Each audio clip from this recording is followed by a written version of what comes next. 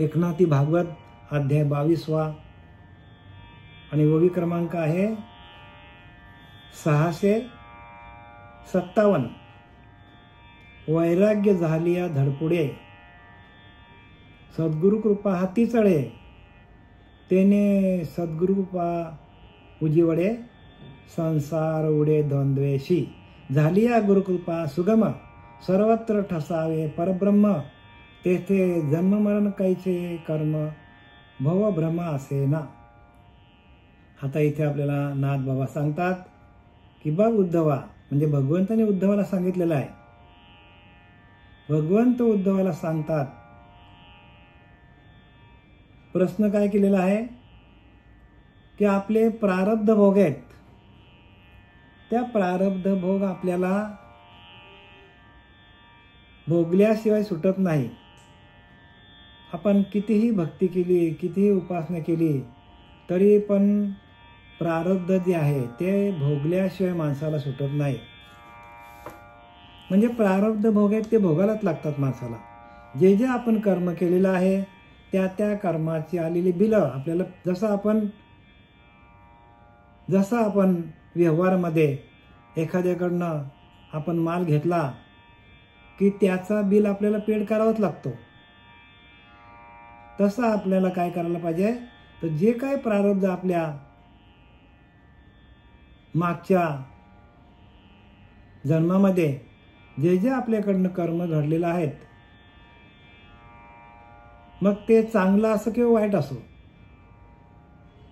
लिहिले की ना, सुखी संतोषानं यावे, दुःखी विषादानं भजावे, आणि लाभालाभ न धरावे मनामध्ये. अशी अवस्था झाल्यानंतर आपले प्रारब्ध भोग आहेत ते आपल्याला माहीत पडत नाही.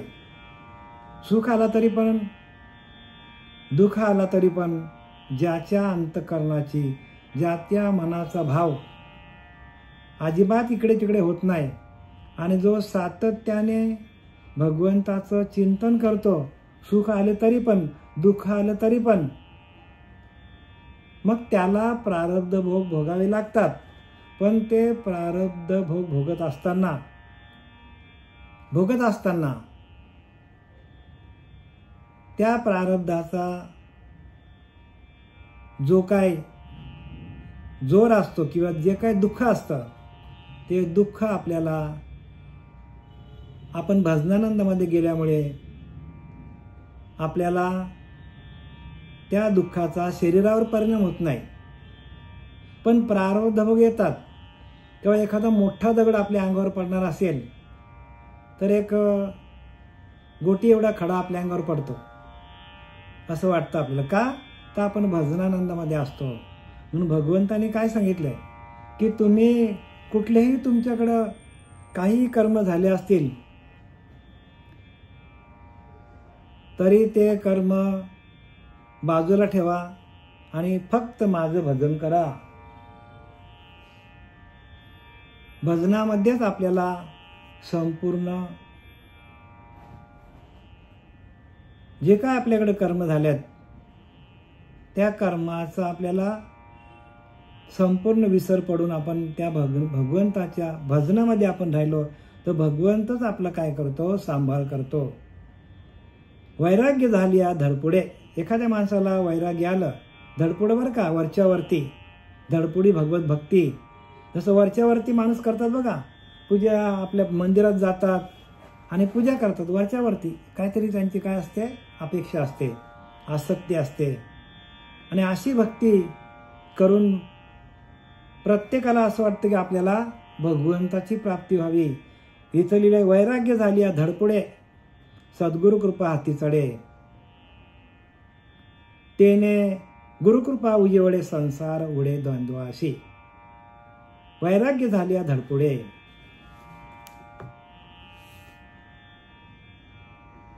वैराग्यातून मनुष्य गुरुकडे धाव घेतो. ज्या वेळेला माणसाला अनेक संकट माणसाच्या अंगावर येतात, त्या संकटातून निघण्यासाठी एकतर माणूस मंदिरात जातो, एकतर माणूस डॉक्टरकडे जातो, वैद्याकडे जातो, आणि त्यातूनही गुण जर माणसाला फरक पडला नाही, त्यातूनही गुण आला नाही माणसाला, तर मनुष्य काय करतो, सद्गुरूंकडे धाव घेतो. आणि मग सद्गुरू काय करतात, त्याला उपाय एक भगवत भक्ती, भगवंताचं भजन करण्यासाठी सद्गुरू त्याला काय करतात, भाग पाडतात.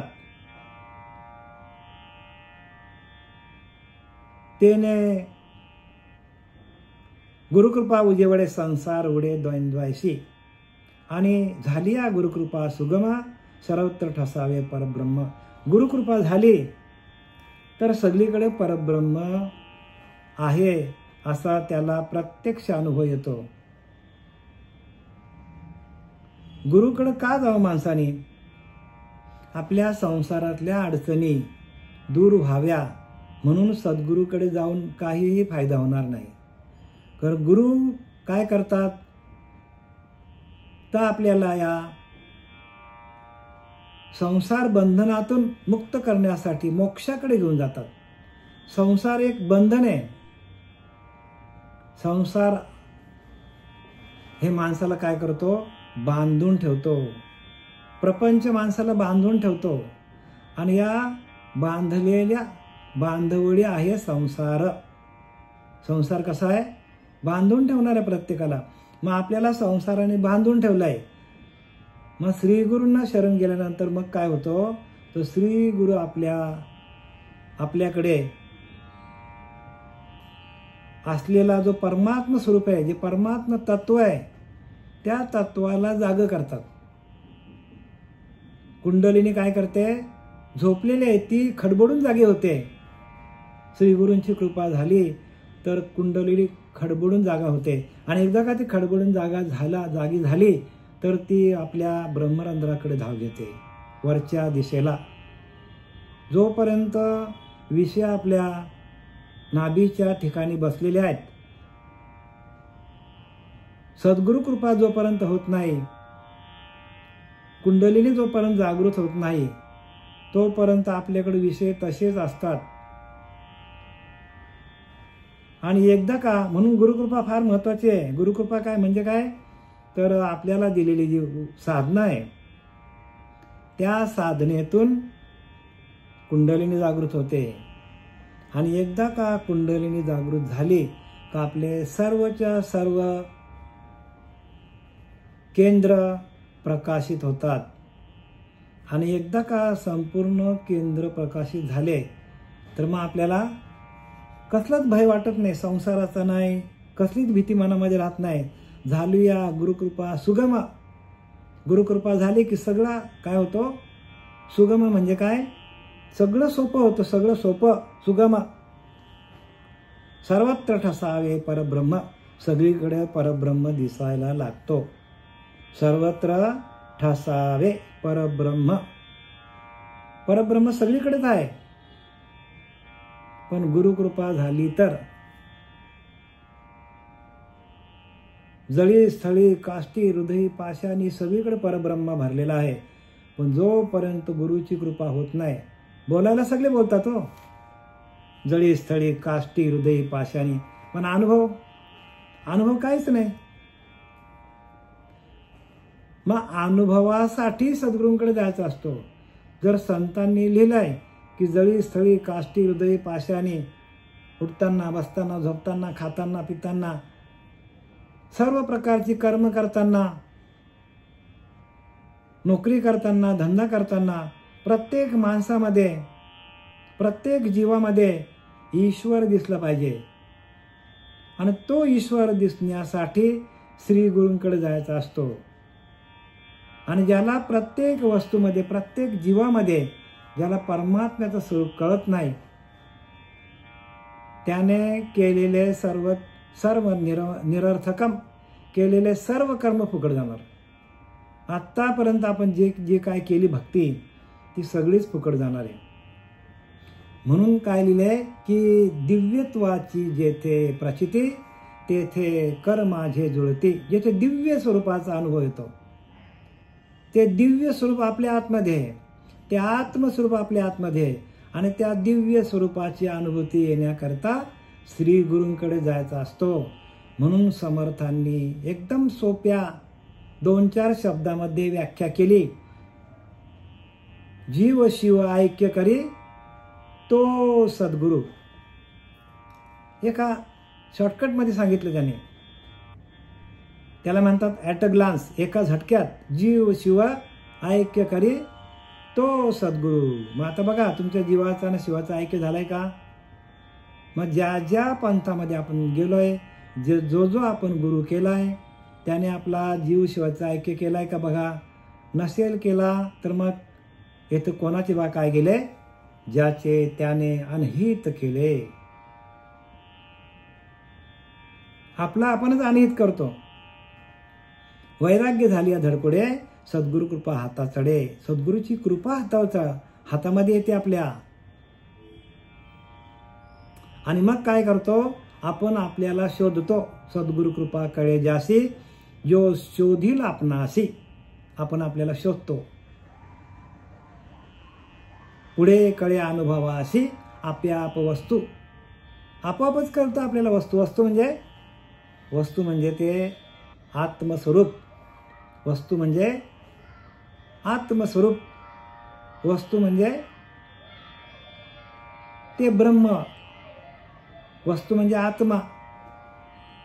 आपल्याला आत्मस्वरूपाची अनुभूती येते. आपण आपल्याला शोधायला पाहिजे. आपण जगाला शोधत बसतो. जगाला शोधून काय मिळणार आहे? का जे जे दिसतं ते सगळं नाशिवंत आहे. जगामध्ये जे जे आपल्याला दिसतं ते संपूर्ण नाशिवंत आहे. जे आपल्याला डोळ्याने दिसतं ते नाशिवंत आहे. जे डोळ्याने दिसत नाही मग त्याच्यासाठी तिसरा डोळा म्हणून भगवान शंकराचा जी मालिका आहे, आदिनाथ गुरु सकल सिद्धांचा मच्छिंद्रतयाचा मुख्य शिष्य म्हणजे जे नवनाथ पंथ आहे ते भगवान शंकरापासून आलेले आहे. आणि म्हणून त्याला काय सांगितले त्यांना? आदिनाथ गुरु सकल सिद्धांचा. सगळ्या सिद्ध, सगळ्या आत्मज्ञानी, सगळ्या महात्म्यांचा आदिनाथ गुरु म्हणजे भगवान शंकर हा सगळ्यांचा गुरु आहे.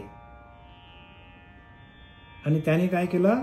मच्छिंद्रतयांचा मुख्य शिष्य म्हणजे मुख्य शिष्य शंकराचा कोण आहे? मच्छिंद्रनाथ आहे. ही सगळी मालिका बरं का. या मालिकेमध्ये हा संपूर्ण ज्ञानाचं विश्लेषण आहे. आपण या परंपरेच्या मालिकेमध्ये आपण यायला पाहिजे. बाकी जे काय आहे ते आम्ही बोलू शकत नाही. बाजारू लोक आहेत त्यांच्याबद्दल आम्ही काहीच बोलू शकत नाही. कारण काय? ज्याचं त्याचं प्रारब्धाचा भोग आहे. तुकाराम महाराजांनी लिहिले की नाही? तुका म्हणे साधन सुलभ गोमटे, परंतु उपतिष्ठतु पूर्व पुण्य. म्हणजे समर्थ रामदास म्हणतात पूर्वजांच्या पुण्यापोटी संग्रह असल्या गाठी, तरीच संतांच्या भेटी. बघा संतांनी लिहून ठेवलंय. मग आता आपण त्यात कुठं बसतोय हे ज्याचा त्यांनी काय करा? ज्याची त्यांनी पारख करा.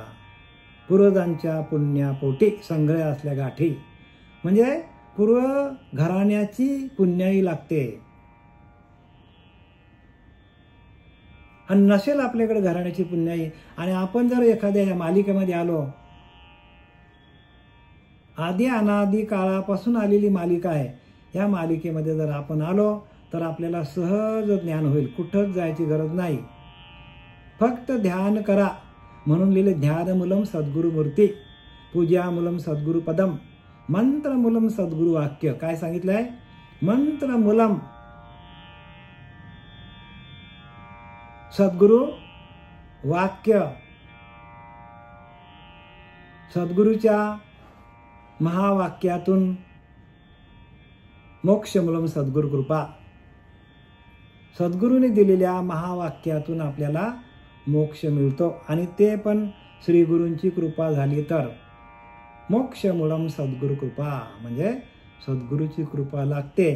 पण ते मोक्ष कशात मिळतं? तर महावाक्य.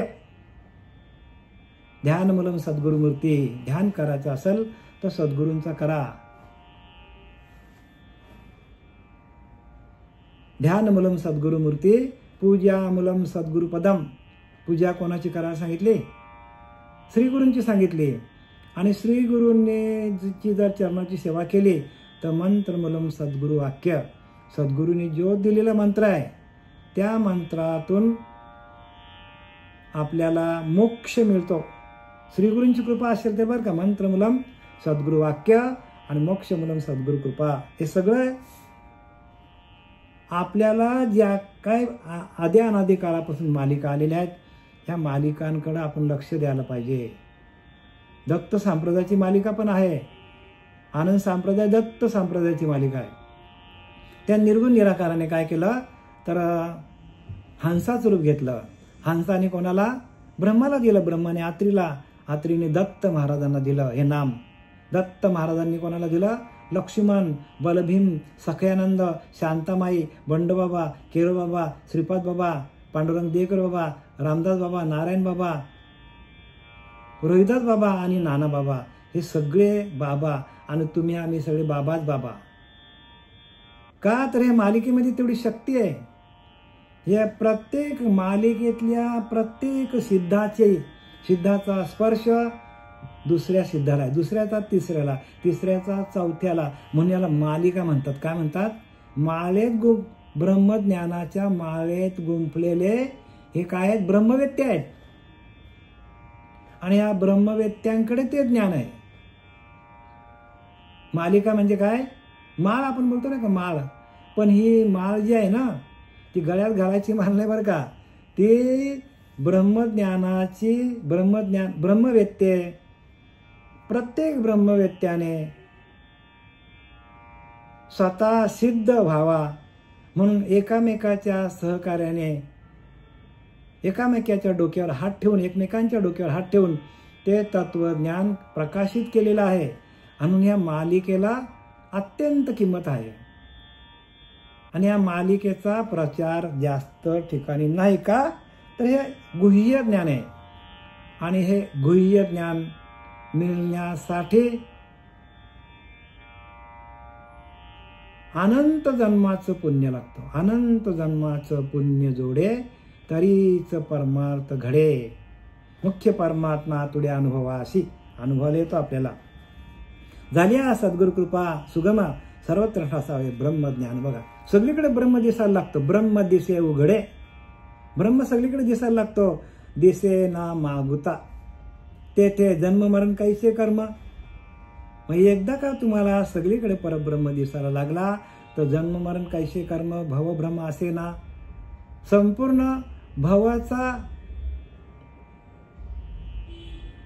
भ्रम झालेला आपल्याला हे सगळं दिसतं. ह्या आपल्याला भ्रम झालेला, प्रत्येक माणसाला भ्रम झालेला आहे की सृष्टी आपल्याला दिसतं, जे काय जगामध्ये दिसतं ते खरं आहे, हाच भ्रम आहे. पण हे सगळं खोटं आहे हे भ्रम गेल्यावर माहीत पडतो. सगळीकडे फक्त ब्रह्मच आहे, फक्त ब्रह्मच आहे. या ब्रह्मावरती आलेली ही माया आहे. आणि या मायेचा संपूर्ण एक दिवशी नाश होणार आहे. उदंड कल्पांत झाला तरी नाश नाही तयाला. त्या परब्रह्माला नाशच नाही हो. आणि त्या आपल्याला ब्रह्म दिसे उघडे. सगळीकडे आपल्याला ब्रह्म दिसायला लागतो. तो झाडामध्ये, तो किड्यामध्ये, तो मुंग्यामध्ये, तो हत्तीमध्ये, पशु पक्षी मनुष्य सगळीकडे दिसायला लागतो. आणि ते दिसण्यासाठी आपल्याला काय लागते तर पूर्वजन्माची सुकृत लागते. काय लागतं प्रत्येकाला? सुकृत. बहुत सुकृताचे फळ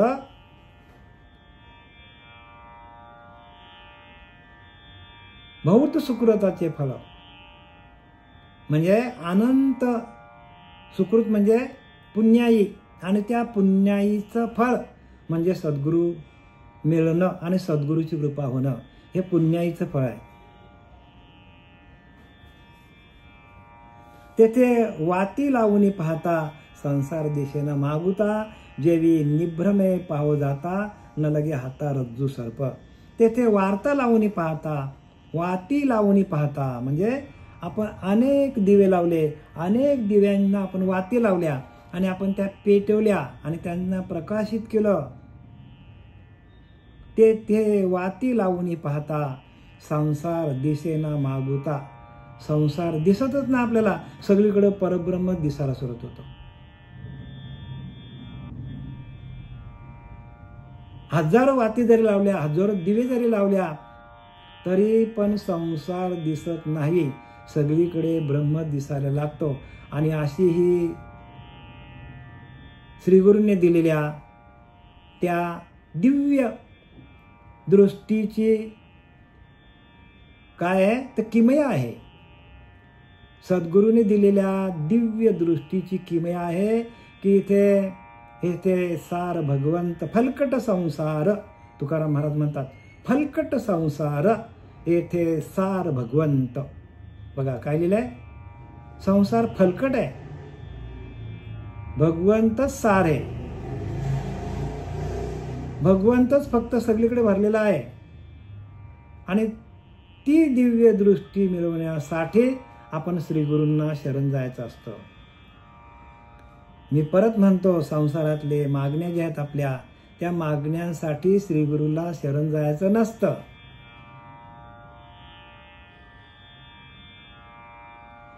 काही लोक मागतात, पण ती पहिली पायरी आहे. आता त्याला इलाज नाही, कारण त्यावेळेला त्यांना अज्ञानाची भक्ती, इच्छिती धनसंपत्ती, तयांच्या चित्ती बोध कैसा.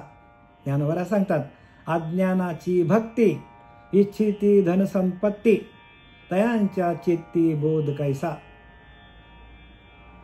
ज्यांच्याकडे बोध नाही, म्हणून महावाक्याचा बोध आहे, तोच माणसाला परब्रह्म तत्वाशी एकरूप करतो. आणि तो बोध आपल्याला मिळाला पाहिजे. जेवी निभ्रमे पाव जाता न लगे पाहता न लगे हाता रज्जू सर्प. आता रज्जू सर्पाचा इथे त्यांनी दृष्टांत दिलेला आहे. रज्जू सर्प म्हणजे दोरीवरती आपल्याला झालेला सर्पाचा भास. एखादा माणूस चालला रात्री अंधारातून आणि त्याच्या पायाला काय लागला, साप लागला, आणि तो बोंबलत बोंबलत गेला, अरे बापरे साप साप साप. आणि मग घरी गेला आणि घरातनं त्याने उजेड आणला, बॅटरी आणली, आपण त्याला दिवा म्हणूया, टॉर्च आणला. आणि जोपर्यंत घरात जातो टॉर्च आणायला, तोपर्यंत त्याच्या छातीमध्ये धडकी भरली, अरे बापरे साप मला आता चावला असता, सापाला धक्का लागला. अनेक प्रकारचे प्रश्न त्याच्या मनामध्ये उत्पन्न होतात. अनेक प्रकारचे, चावला असता तर डॉक्टरकडे जावं लागलं असता, जीवाचं बरं वाईट झालं असतं, सगळ्या गोष्टी आपण तिथे विचार करतो. पण घरी गेला, घरातनं त्यांनी काय आणली, बॅटरी आणली, टॉर्च आणली, आणि त्या जागेवर जाऊन त्यांनी काय केलं, टॉर्च मारली त्याने, आणि बघतो तर तिथे साप नसून दोरी आहे. काय आहे, दोरी आहे तिथे. त्याचा भ्रम सगळा निघून गेला. तसा आपल्याकडं जोपर्यंत आत्मप्रकाश पडत नाही, आपण अनुमानाच्या अंदाजाने देव असा आहे, देव तसा आहे, देव अमुक ठिकाणी, हे सगळं आपण करत बसतो अनुमानाच्या आधाराने, बरं का. पण एकदा का तुम्हाला ब्रह्मज्ञानाची प्राप्ती झाली, साक्षात्कार झाला, श्री गुरु कृपेने डोक्यावर हात ठेवल्यानंतर तुमच्याकडे दिव्य दृष्टी म्हणजे तिसरा डोळा, थर्ड आईज ऑफ शिवा जर तुमचा उघडला, बघा कसा शब्द, थर्ड आईज ऑफ शिवा म्हणजे भगवान शंकराच्या तिसऱ्या डोळ्यातून जी दिव्यत्वाची शक्ती निर्माण झाली, तीच शक्ती प्रत्येक साधूकडे, संतांकडे आहे. थर्ड आईज ऑफ शिवा, भगवान शंकराचा तिसरा डोळा म्हणजे ज्ञानचक्षु. त्याला काय म्हणतात, ज्ञानचक्षु. एकदा का ज्ञानचक्षु आपले जागृत झाले, ज्ञानचक्षु आपला उघडला, तिसरा डोळा, की जसा सर्पाचा भास झाला होता, पण सर्प नाही तिथे दोरीच आहे, तसं सृष्टी संसार आपल्याला दिसतो. पण ज्या वेळेला आपला तिसरा डोळा उघडला जातो, ज्या वेळेला आपल्याला ज्ञानदृष्टी श्री गुरु देतात, त्यावेळेला संपूर्ण ब्रह्मांडामध्ये, संपूर्ण सृष्टीमध्ये परमात्माच भरलेला आहे असं आपल्याला प्रचिती येते. तरी परमात्मा एक वस्तू असे ते जया दिसे ज्ञानास्तव. ज्ञानोबा सांगतात तरी परमात्मा ऐसे जे एक वस्तू असे ते जया दिसे ज्ञानास्तव. बघा, ज्ञानाच्या माध्यमातून ती आपल्याला दिसते, अशी दिसत नाही बरं का. परमात्मा स्वरूपाची वस्तू जी आहे, जी दिव्य दृष्टी आहे, ती जोपर्यंत तुमच्या डोक्यावर हात ठेवणारा गुरु मिळत नाही आणि ती कुंडलिनी शक्ती जागृत करत नाही, शक्तिपात योग जोपर्यंत होत नाही तोपर्यंत ज्ञान चक्षु उघडला जात नाही. म्हणून हाच जो भगवान शंकरांनी जी मालिका आपल्यापर्यंत आणलेली आहे, ज्ञानोबा तुकोबरा, तेच खरं आहे. आणि तिकडे कोणी वळत नाही का, तर तिकडे जाचं काठी आहे. सगळ्यात पहिली अट म्हणजे तुमच्या घरामध्ये माल पाहिजे. वाकडं तिकडं तुम्ही कृत्य करता कामा नये. तामशी आहार घेता कामा नये. म्हणजे बरेचशा अटी आहेत तिथे. आणि म्हणून ह्या संप्रदायाकडे पण हेच खरं आहे. आणि जे खरं आहे ते कोणी घेत नाही. आणि जग खोट्याच्या मागे चाललंय. जग कुठे चाललंय? खोट्याच्या मागे चाललंय. आता त्याला आपण काय करणार? मी सांगितलं की ज्याची त्याचं तुका म्हणे साधना सुलभ गोमटे, परंतु उपतिष्ठतो पूर्व पुण्य कमी पडतो. मग प्रत्येक जन्मामध्ये थोडं थोडं थोडं थोडं शिल्लक वाढत वाढत आपल्याला, आणि ही जी बरं का 83,999 योनी आपण भोगल्यानंतर आपल्याला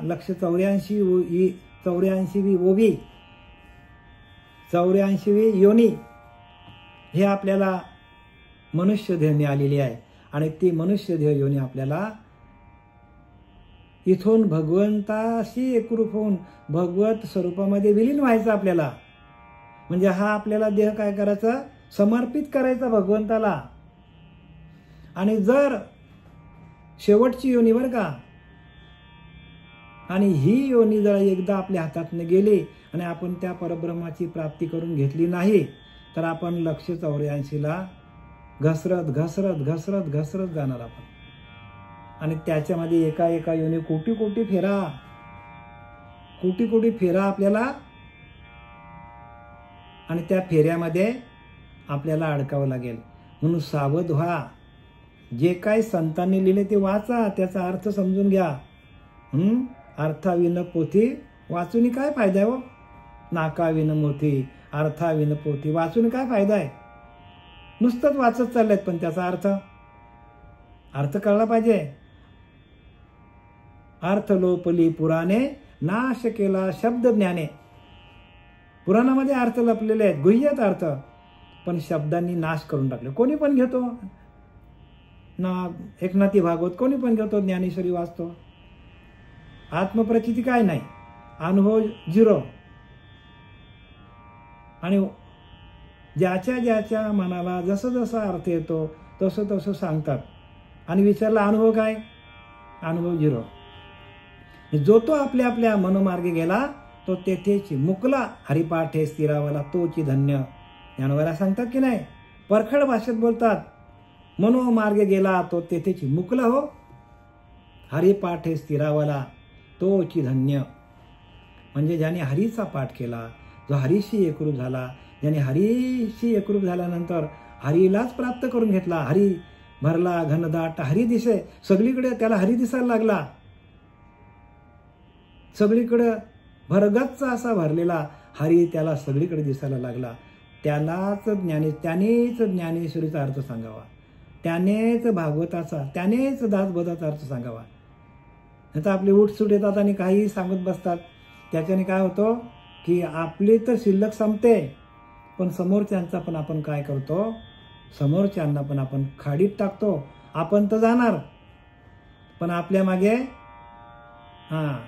आप डुबे तो डुबे यजमान को भी लेके डुबे, अशी परिस्थिती आहे.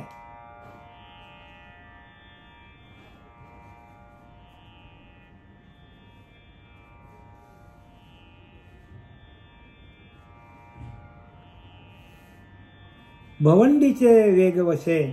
आता पहिला दृष्टांत झाला, कोणाचा दोरीचा दृष्टांत दिला त्यांनी. आता भवंडीचा दृष्टांत काय सांगतो बघा. भवंडीचे वेग वसे भिंगोरी नीट उभी दिसे तेवी भ्रमाचे न्यावेशे संसार भासे संयत्वे. भिंगोरी वेगाने फिरू लागली की सरळ आहे अशी दिसते. भिंगोरटी माहिती आहे का तुम्हाला? भिंगोरटी अशी गोल गोल गोल गोल फिरते बघा. तिला एक ते असं लावतात आणि तिला काडीच्या भोवती ती गोल गोल गोल गोल फिरत असतो आणि ते असं वाटतं की फिरतो ती गोल गोल गोल गोल राऊंडमध्ये. किंवा अगरबत्ती घ्या, आपण काय करतो, गोल गोल गोल गोल फिरवली की आपल्याला वाटतं ते गोल चक्र झाले तिथं. पण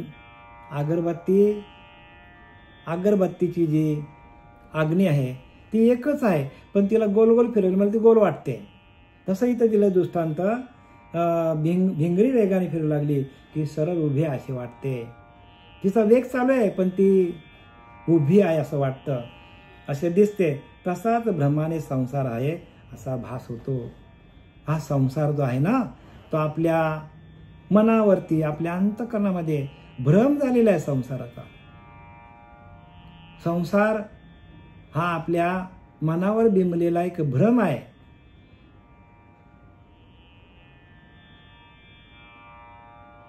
आणि तो भ्रम घालवण्यासाठी आपल्याला काय करायला पाहिजे, आणि तो भ्रम गेल्यानंतर माझे विस्तारलेपणाचे नावे हे जगचे नव्हे की आघवे जैसे दूध मुराले स्वभावे तरी तेची दही का बीजची झाले. काय लिहिलंय?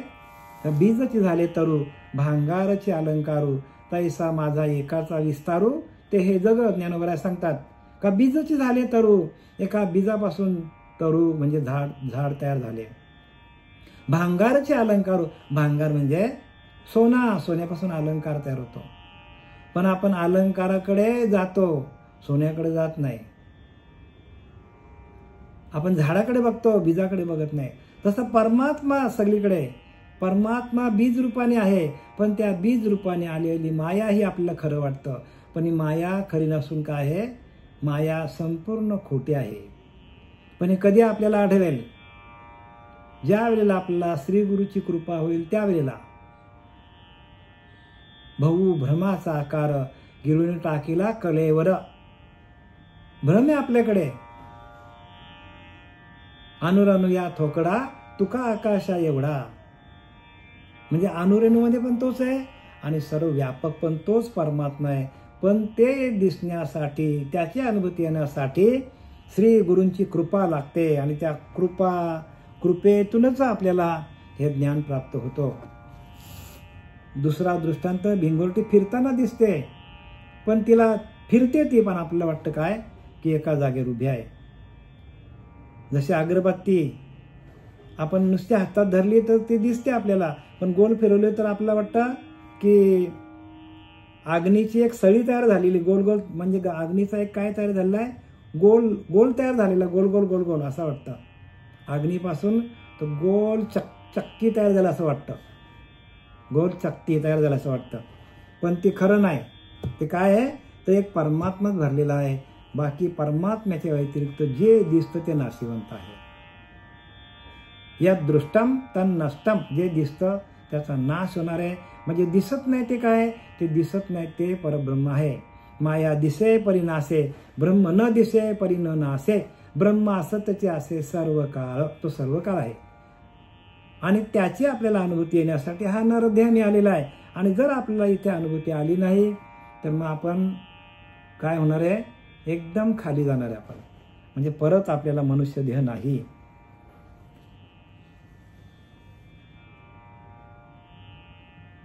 तेवे भ्रमाचे आणि आवेशे संसार भाषे. केवळ जो निबिड भ्रम संसार हे त्याचे नाम.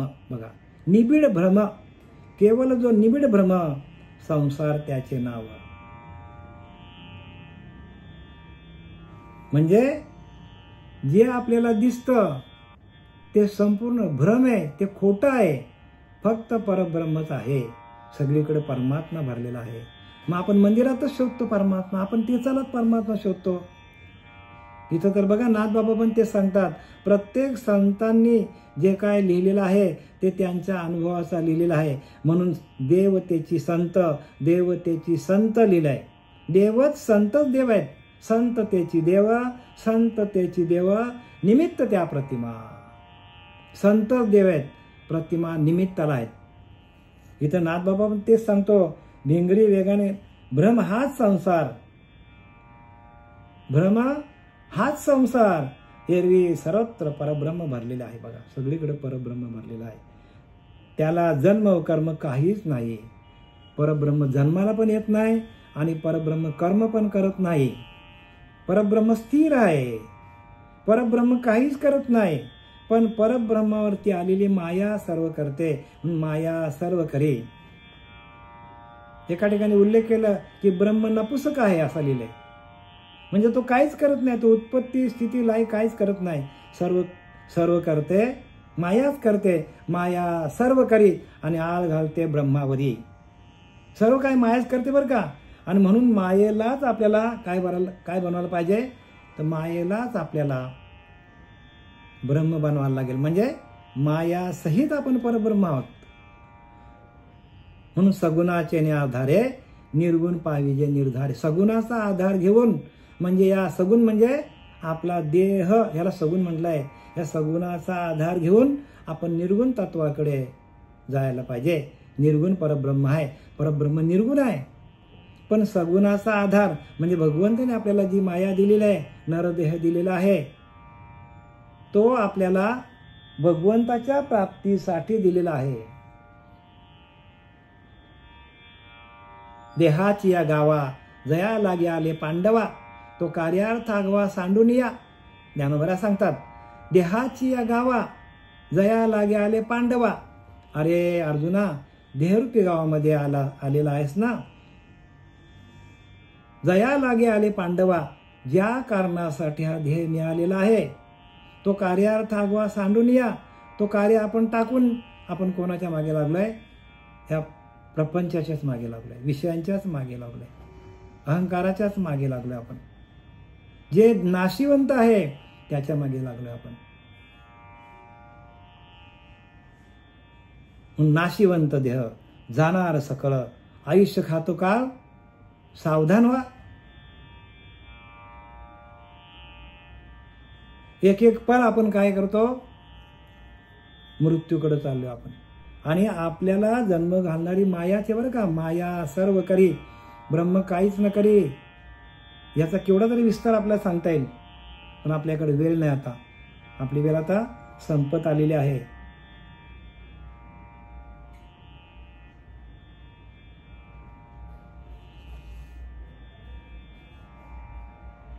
केवळ जो निबिड भ्रम संसार आहे त्याचे नाम.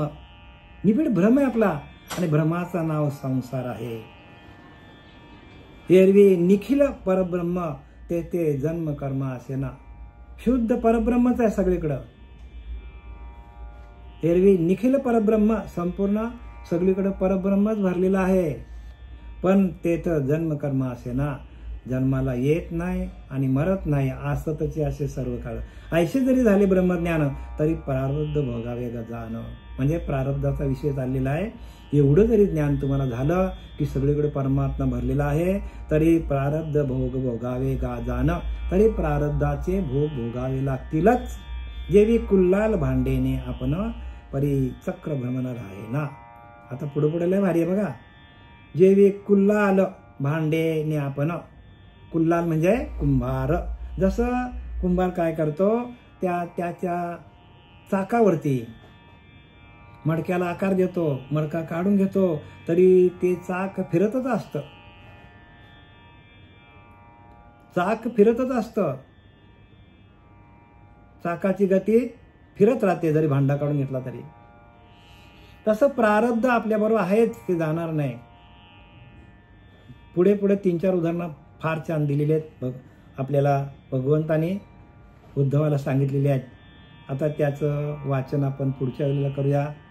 झालेली सेवा आपले सच्चिदानंद सद्गुरू पांडुरंग देवकर बाबा, सच्चिदानंद सद्गुरू श्रीपाद बाबा, सच्चिदानंद सद्गुरू रामदास बाबा, नारायण बाबा, नाना बाबा यांच्या चरणी समर्पित करीत आहे. पुंडलिकावरती हरिविठ्ठल श्री ज्ञानदेव तुकाराम पंढरीनाथ भगवान की जय. माऊली ज्ञानेश्वर महाराज की जय. जगद्गुरु जगदवंदे तुकाराम महाराज की जय. शांती ब्रह्म एकनाथ महाराज की जय. अवधूत चिंतन सुगुरुदेव दत्त. अवधूत चिंतन श्री गुरुदेव दत्त. जय हरी सगळ्यांना, जय हरी.